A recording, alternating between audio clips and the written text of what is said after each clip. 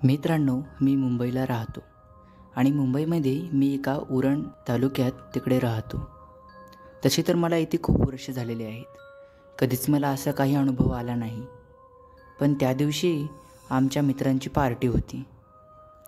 खूप आम्ही क्रिकेट खेळला आणि क्रिकेट खेळल्यानंतर आम्ही एकदम निवांत झालो.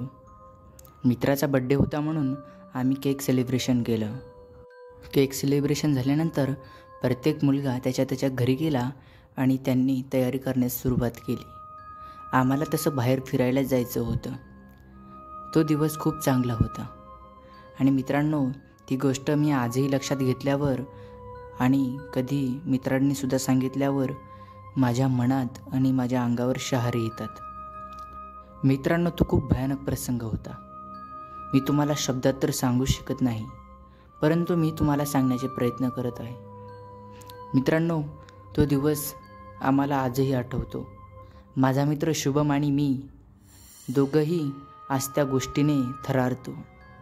मित्रांनो, आता माझा मित्र काही माझ्या जवळ नाहीतर बहुतेक मी त्याच्यासोबत पॉडकास्ट काढला असता. परंतु असो, मी त्या गोष्टीला सांगण्याचे प्रयत्न करतो. आजच्या आपल्या थरारक अनुभवाला सुरुवात करूया. मित्रांनो, तसं तर मी छोटाच होतो.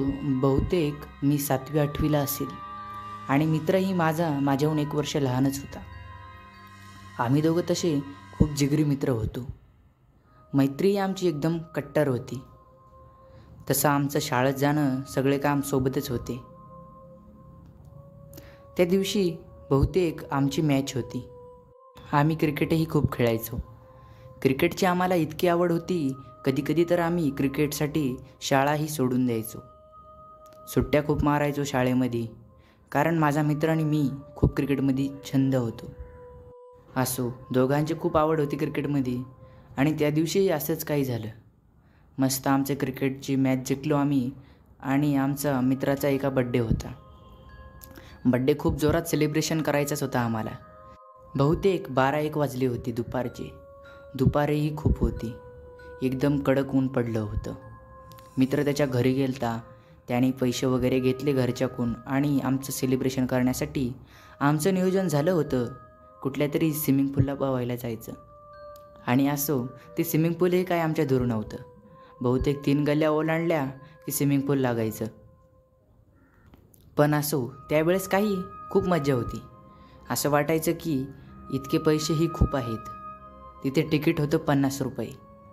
पण मित्रांनी सगळी सोय केली होती.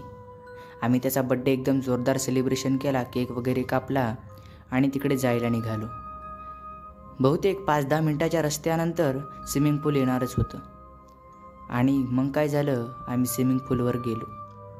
मस्त मजेत पोहलो. पण आमच्या शुभमला आणि मला पोहायलाच येत नसं. तरी आम्ही प्रयत्न केले कसेबसे 3 फुटात पोहायचे. मित्रांनो, त्यावेळेस ते 3 फुटही खूप आमच्यासाठी होते, कारण ज्याला पोहायला येत नाही त्याच्यासाठी पाणी तर एक नवीनच प्रकार असतो. बरं, जाऊ दे. मग काय झालं, आम्ही जरासं तिथं जेवण केलं, वडापाव खाल्ला थोडा आणि पोहत होतो. पोहता माझा मित्र शुभम जरा स्विमिंग पूलच्या कडेला आला आणि त्याने इकडे बघितलं. एका साईडला तिकडे बिल्डिंग होत्या, त्या बंदच होत्या. तुम्हाला तर सांगितलेलंच आहे मित्रांनो. पण ते आमचं ग्राउंड आणि ग्राउंडच्या अलीकडं असे लाईनीमध्ये 4-5 बंगले बंदच होते. मित्रांनो, तिथं आमचं खूप दिवसापासून लक्ष होतं, परंतु त्याला एक्सप्लोर करायचं आमची कधी इच्छा झाली नाही. असं म्हणतात की तिथे एक बाईने आत्महत्या केलेली आहे. तिने फाशी घेतलेली आहे. मित्रांनो, ते जर आम्ही बघितलेलं, ते आम्ही जर इमॅजिनसुद्धा केलं तर आमची थरकी उडते. बहुतेक तुम्ही समजून घ्या. तर मित्रांनो, त्या दिवशीही असंच झालं. माझा मित्र स्विमिंग पूलच्या साईडला आला असा आणि त्याने तिकडे त्या बिल्डिंगकडे बघितलं. आई शपथ सांगतो मित्रांनो, त्याने असं बघितलं ना, त्याने म्हणलं की तिथे एक बाई होती. ती बाई माझ्याकडेच पाहत होती आणि तिने ती काळी साडी घातलेली. तिच्या कपाळावर लाल कुंकू होते. मित्रांनो, तो घाबरला आणि त्याने मला लगेच सांगितलं. आणि मित्रांनो, माझाही डोळ्यावर विश्वास येत नाही. मीही सुद्धा तेच प्रकार पाहिला. मित्रांनो, तुम्हाला शपथ सांगतो, असा इतका भयंकर प्रकार मी पहिल्या वेळेस डोळ्याने पाहिला होता. आता मी काय करू मला काहीच कळत नव्हतं त्यावेळेस. मात्र आमचे मित्रसुद्धा होते तिथेच. मी डायरेक्ट 6 फुटाकडे गेलो. आम्ही दोघंही मित्र खूप घाबरलो होतो मित्रांनो. पण त्या दिवशीपासून आम्ही डबल त्या स्विमिंग पूलवर आणि क्रिकेट खेळायला त्या ग्राउंडवर चुकूनही गेलो नाही मित्रांनो. ते दुपारचा प्रकार होता आणि दुपारही सुद्धा असे काही आढळतात. मित्रांनो ते दुपार होती. खूप भयानक प्रकार घडला होता.